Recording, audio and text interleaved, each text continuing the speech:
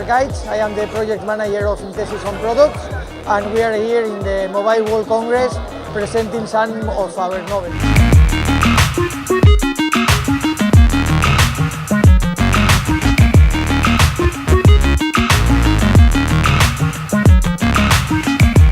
We have developed the compatibility with Siri shortcuts for our mobile app application.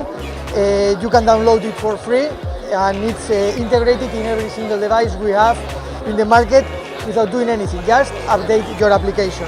So now, by invoking Siri, you say, set the AC to heat. It suggests you click set, and the device is already set.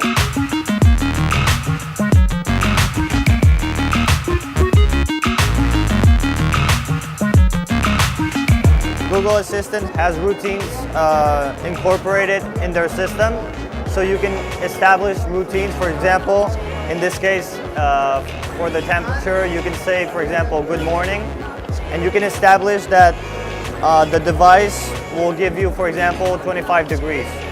So now I'm going to show you more into detail how Google Assistant works with this application. Set room 1 to 25 degrees.